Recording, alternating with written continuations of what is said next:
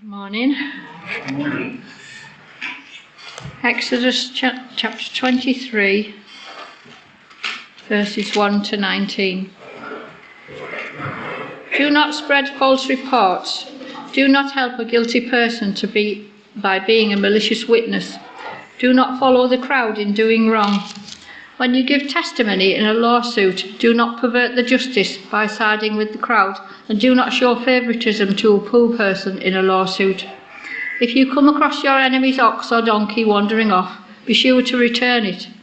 If you see the donkey of someone who hates you fallen down under its load, do not leave it there. Be sure you help them with it. Do not deny justice to your poor people in the lawsuits. Have nothing to do with a false charge, and do not put an innocent or honest person to death, for I will not acquit the guilty. Do not accept a bribe, for a bribe blinds those who see and twists the words of the innocent. Do not oppress a foreigner. You yourselves know how it feels to be foreigners, because you were foreigners in Egypt. For 6 years you are to sow your fields and harvest the crops, but during the 7th year let the land lie unploughed and unused.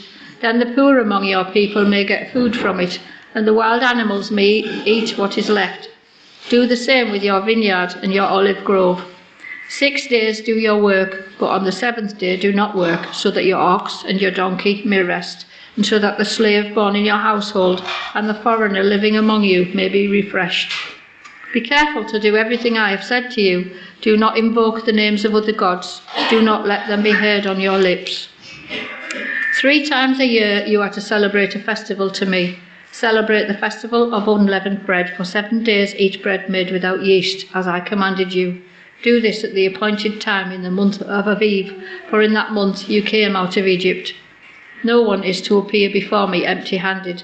Celebrate the festival of harvest with the first fruits of the crops you sow in your field. Celebrate the festival of ingathering at the end of the year, when you gather in your crops from the field. 3 times a year all the men are to appear before the sovereign Lord. Do not offer the blood of a sacrifice to me along with anything containing yeast. The fat of my festival offerings must not be kept until morning. Bring the best of the first fruits of your soil to the house of the Lord your God, and do not cook a young goat in its mother's milk. Amen. This morning we're looking at the next chunk of the book of Exodus. And we've been working our way from the start through narrative. We've been following the rescue of God's people from slavery in Egypt through God's prophet Moses. And we've seen it as God has taken them out of slavery into the wilderness and to Mount Sinai, where God has met with them. And he's met with them, and we read at the start of chapter 19 that God says, you yourselves have seen what I did to Egypt, how I carried you on eagle's wings and brought you to myself. Now, if you obey me fully and keep my covenant, then out of all nations you will be my treasured possession. Although the whole earth is mine, you will be for me a kingdom of priests and a holy nation. God has God has rescued his people, and now he says, you are to be a kingdom of priests for me. I've chosen you to be priests, that is, to represent something of who I am to the world around, and to allow the world around you to come to know me. That's kind of the function of a priest. And so then we had last week, we looked at the 10 commandments, 10 laws, 10 rules that both say something about the character of God, but also what his people are to be like. And some people might come and say, well, what relevance do laws like this have today? What relevance do the 10 commandments or these laws that Moses then goes on to elaborate in today's passage, what relevance do they have today? We've got chapter 21, chapter 22 and chapter 23, the latter of which we had read to us.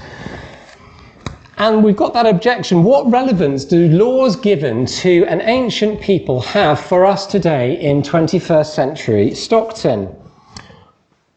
Actually, there's there's another objection that you might have, and it's not just that these laws are irrelevant, but that actually somehow they are wrong. Here is a quotation from a fictional US president, Josiah Bartlett, from about 20 years ago, and he is commenting on this exact part of the Old Testament, the law that God gives his people. And he says this: "I wanted to sell my youngest daughter into slavery, as sanctioned in Exodus 21, verse 7. She's a Georgetown sophomore, speaks fluent Italian, always cleared the table when it was her turn. What would a good price be for her? While thinking about that, can I ask another? My chief of staff insists on working on the Sabbath. Exodus 35, verse 2 clearly says he should be put to death. Am I morally obligated to kill him myself, or is it okay to call the police? Does the whole town really have to be together to stone my brother John for planting different crops side by side? Can I burn my mother in a small family gathering for wearing garments made from 2 different threads? Think about those questions, would you? Worse than irrelevant, are not some of these laws morally wrong? That is what many people would say about this part of the Bible. Not just irrelevant, but wrong. And I hope as we go through this, we'll see that that is not the case. That actually these laws both show something of the wonderful character of God and the wonderful community that he has called his people to be. Remember the context. This is a rescued people called to be a kingdom of priests, a holy nation. They have been rescued to worship the Lord. And so when we look at Old Testament laws like chapters 21 to 23 of Exodus, we're asking the question, what can they show us about the character of God? About how God must be worshipped? But also, what does it show us about how his people are to be distinctive in reflecting God's character to the world? A couple more things before we look at some of the detail of these chapters. We have to remember the kind of laws here that we are talking about. Many of the laws in the Old Testament are, if you like, worked examples of the Ten Commandments, showing how the Ten Commandments are worked out in different situations. Now, we're not in the same situation as God's people in the book of Exodus. I think Matt mentioned last week that none of us are likely to own bulls or oxen. But just have a look down at chapter 21 and verses 28 and 29. Talking about a bull that someone might own. 28, chapter 21, verse 28. If a bull gores a man or woman to death, the bull is to be stoned to death, and its meat must not be eaten. But the owner of the bull will not be held responsible. If, however, the bull has had the habit of goring, and the owner has been warned, but has not kept it penned up, and it kills a man or woman, the bull is to be stoned, and its owner is also to be put to death. This law is about negligence. It's not just about bulls. It's about someone who knew that there might have been danger, but did absolutely nothing about it, even though it was their responsibility. The owner's been warned about his bull, but doesn't keep him locked up, and that makes him responsible. A contemporary case would be something like drink driving.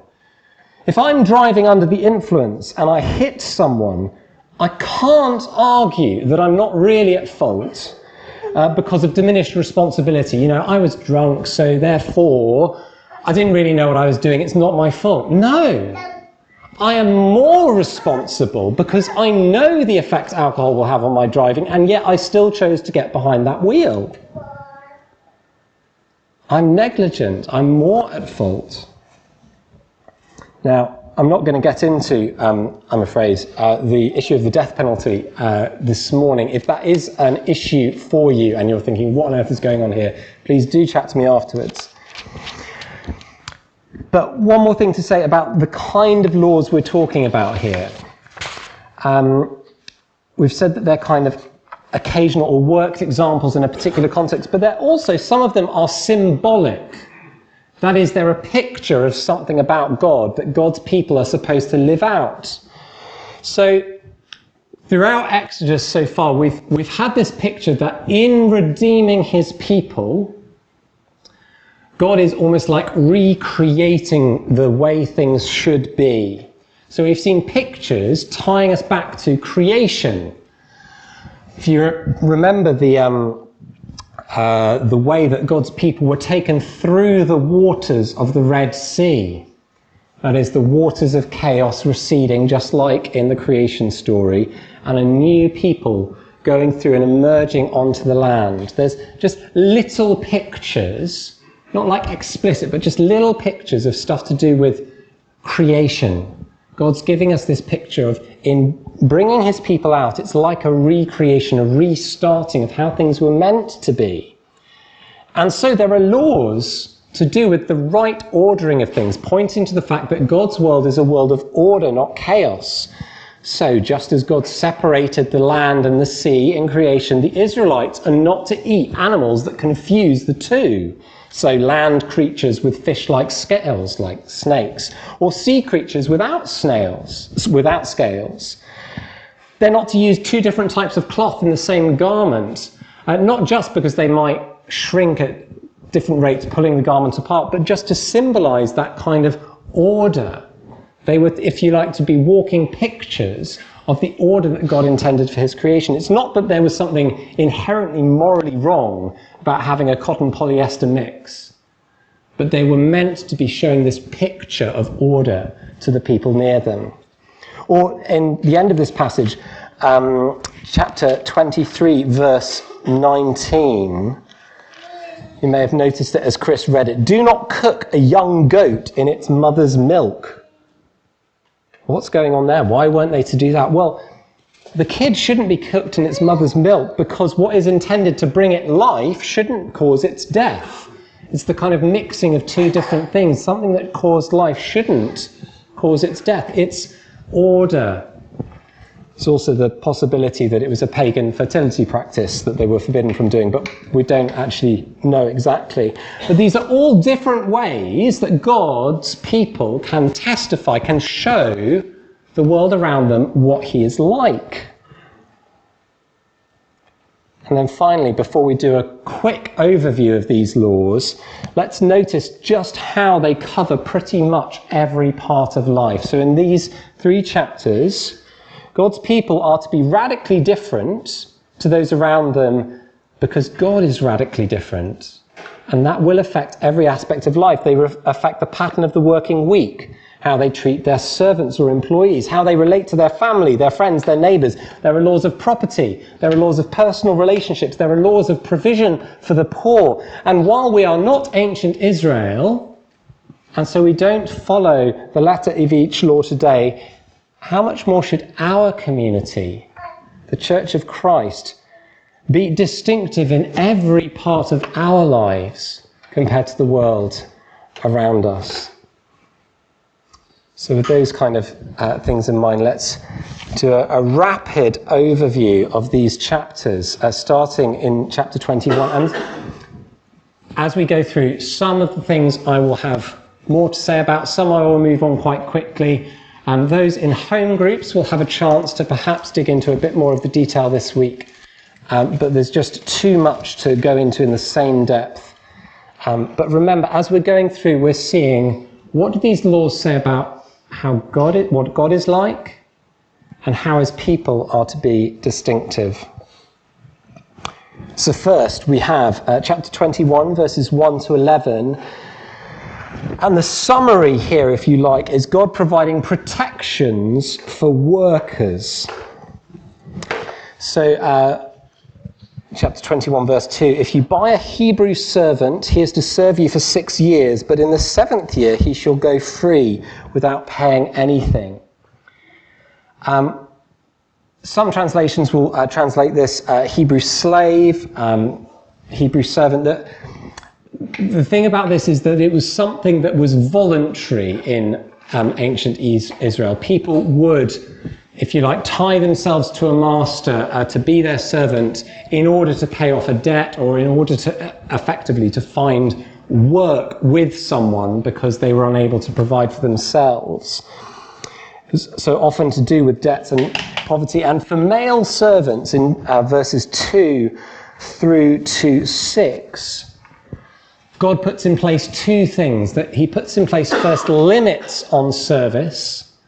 So even if you were to effectively sell yourself to an employer, there was a limit. It wasn't for life. There was a way out, which was very different to the kind of relationships with servants that the world around had.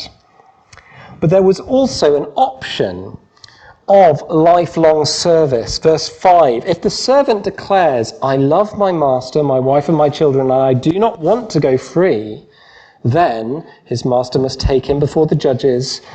He shall take him to the door or the doorpost and pierce his ear with an awl. Then he will be his servant for life. Notice something striking at the start of that verse. If the servant declares, I love my master. Masters in Israel were supposed to treat their servants in such a way that the servants would love them enough to commit to them for life. That is an incredible type of provision for a lowly employee. Those here with bosses, do you love your boss? It's kind of a silly question. Bosses in Israel were supposed to treat their workers in such a way that this had to be provided for in the law. Somebody saying, I love my master, I want to commit to them. Then verse 7 and onwards, we have stuff about female servants, and immediately we're getting a little bit itchy because, verse 7, if a man sells his daughter as a servant, she is not to go free as male servants do. What's going on? Is this treating women worse? No. In fact, it is exactly the opposite. She is not to go free as male servants do. If she does not please the master who has selected her, he must let her be redeemed. That is, she can leave. She can go back to the family who had sold her. He has no right to sell her to foreigners. He's broken faith with her. If he selects her for his son... Oh, wait, okay, so what we're actually talking about here is a poor family who have a daughter who send their daughter to a wealthier family on the basis that the son of the family, the heir, might marry their daughter. And the expectation is that he would. This is, if you like, a marriage agreement rather than a situation of slavery. This is someone going to serve in a household and then being welcomed into the family as a daughter, far from treating women worse than men. There is protection. She can leave immediately if the master's not going to marry her or let her marry his daughter. And if she stays, then she is adopted as a daughter of the family. She is provided for life in a society where actually, having the right, having enough food, being protected, wasn't an assumption, wasn't something you could take for granted, particularly as a woman. Here is a situation where, verse 10, even if the master marries another woman, he must not deprive the first one of her food, clothing, and marital rights. If he does not provide her with these three things, she is to go free. In other words, the master's responsibility is to provide for this woman for life. It is to protect her. And these kind of laws point to the kind of master we have in God, one we can serve with love because of the incredible love he has shown us. But it's also a way for Christians to be distinctive. Now, we don't have the same kind of legal or economic structures that we're talking about here, but there are ways for us to be distinctive in this way. A number of years ago, I worked for a large firm of accountants, and there was one of the partners who was just different to the others. And I couldn't quite put my finger on it. Was it the way she treated her staff? Was it her attitude to money? I'm not sure what it was, but when I discovered that she was a Christian, it suddenly made sense. There was a distinctiveness to her behaviour at work, particularly towards those who worked for her, that marked her out as different. Maybe you're in a situation where you are responsible for staff. How can you care for them in such a way that they would willingly keep working for you because of how you do it differently? But maybe you're in the opposite situation. Perhaps that's more likely you're in a situation where you're with a boss who is a nightmare to work for, or a job that is insecure where you're not sure you're going to get enough. Well, know this, God cares about your situation. For his people back then, he put in laws that would protect those struggling in poverty, protect workers. The fact that so often our society doesn't reflect these values is something to mourn and to pray about. And it's a way the church should be distinctive in showing love and care to each other where we are in those sorts of situations. So if work is a struggle, if your boss is hard, that is something that Christian brothers and sisters here should be able to support you and help you and pray for you in. It is not the way it should be. Moving on, personal injuries is the title of our next section. And the summary here, verse 12, right the way through to the end of chapter 21, is not revenge, but restraint and restitution. So this section covers everything from the distinction between murder, manslaughter, aggravated assault, through to accidental death, the payment of compensation. Let no one accuse the Old Testament law of not being relevant. But here, the basic theme that runs through is the idea of preventing personal revenge. I visited a school on a council estate in Oxford when I lived and worked there, and I was chatting to a couple of lads there, and they were saying, "Oh, you know, what do you do if someone hits your brother?" Well, you know, you go and hit them back. That's just what you do. You kind of look out for your own. You take revenge effectively. They were saying, you know, someone hits your brother, you up the stakes. You make sure that it doesn't happen again. Well, here the basic theme is to prevent personal revenge. It is something the community has to decide on what the right punishment is. There's appropriate restraint. There's restitution where there's been harm.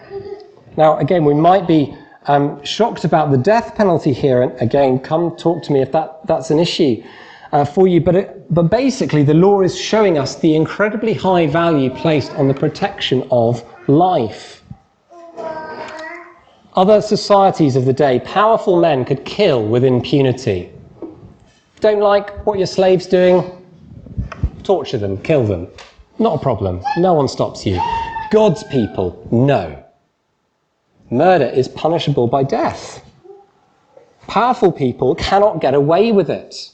Even the owners of dangerous animals are punished for their negligence, as we've already seen, and restitution paid. And much of this passage is summed up in verse 24. Eye for eye, tooth for tooth, hand for hand, foot for foot. Rather than a requirement for a level of punishment fitting to the crime, this is a restraint on revenge. You can't go beyond what is fair, God says.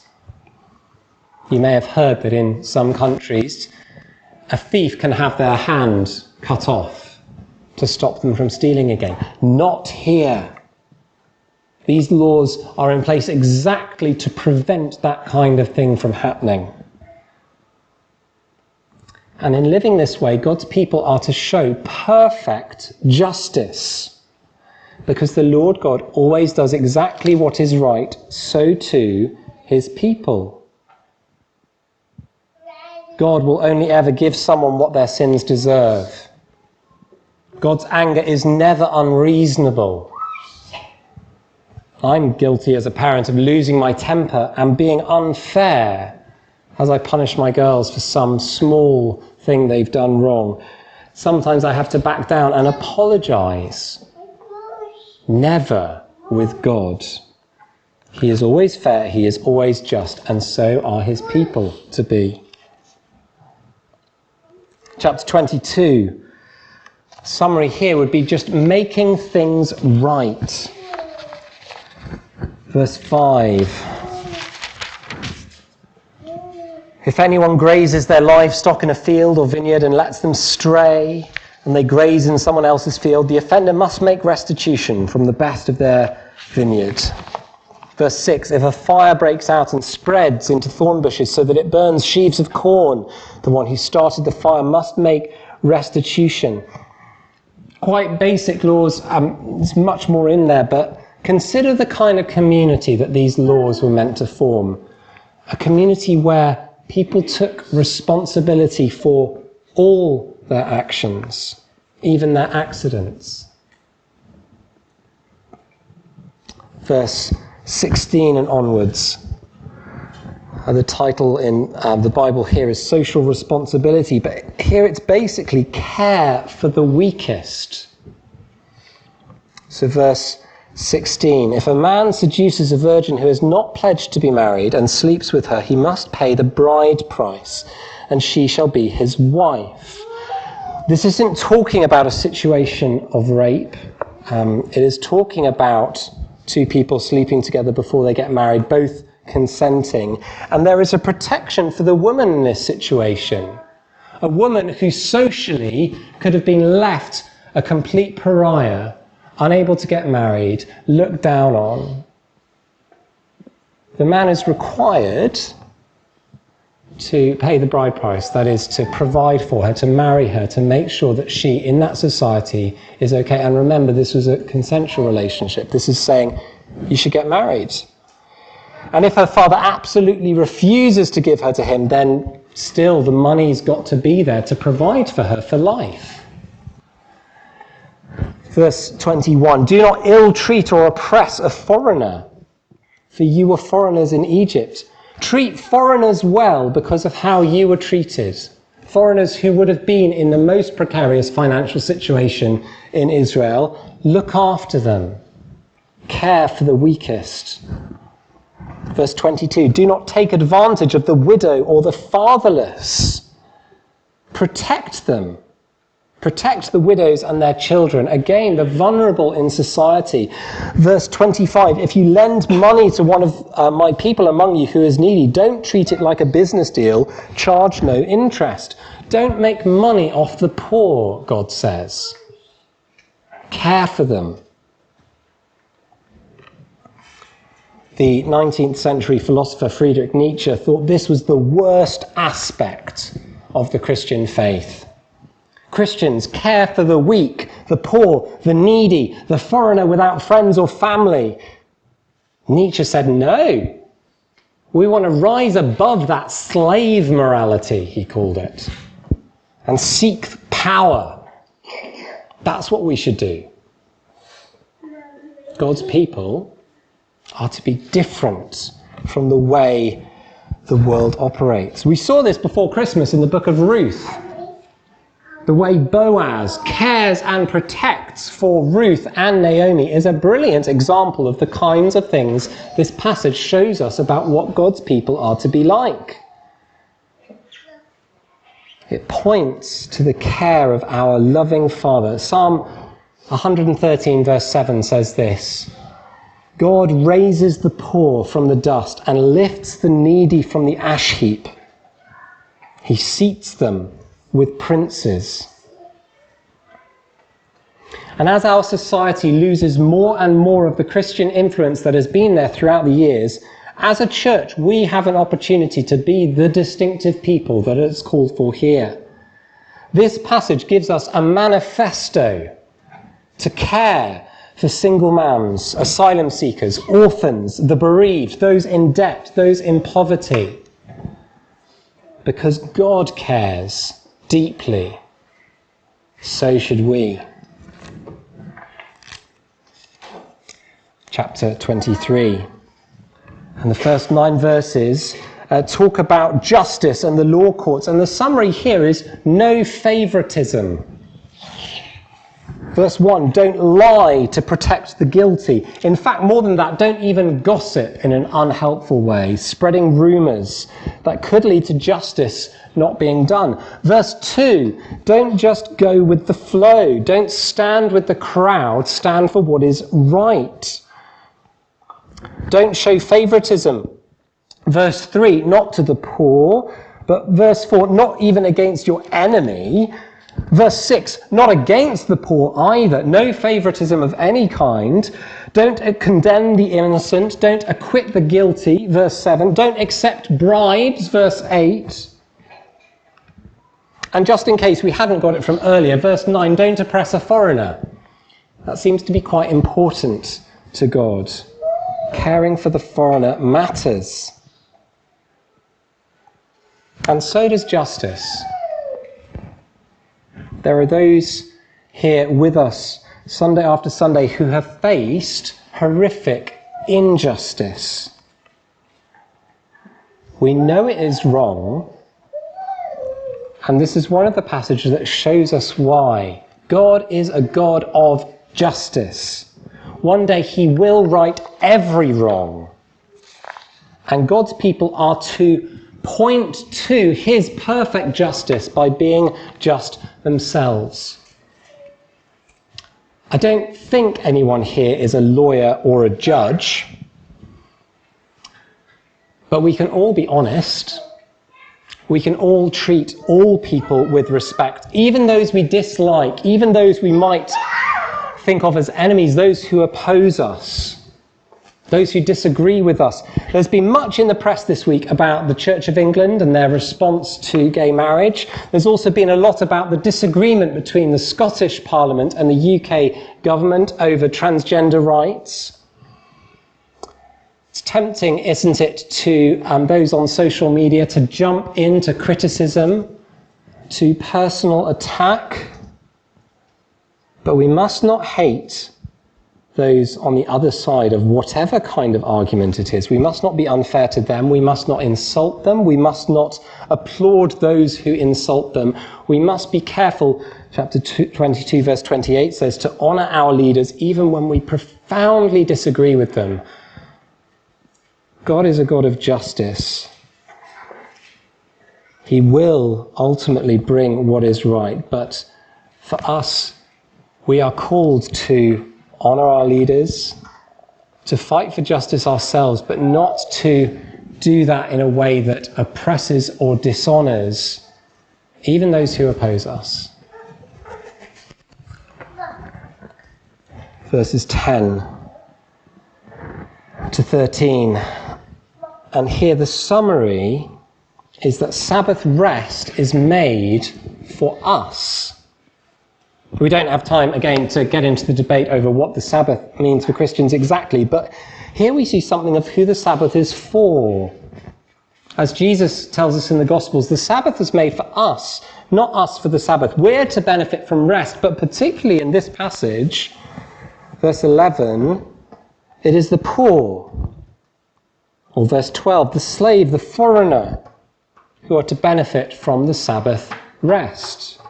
So perhaps think about this. How do our patterns of consumption or shopping, whether that's the use of supermarkets, internet retailers, or the kinds of clothes and who made them and how much we pay for them, have an impact on the rest that was guaranteed in God's law for his people?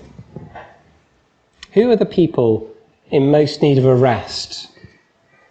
Think about low-paid workers making shoes and clothes overseas, or zero-hours contract workers in warehouses, or the serving staff at restaurants, or the till workers at supermarkets. How do our choices affect them?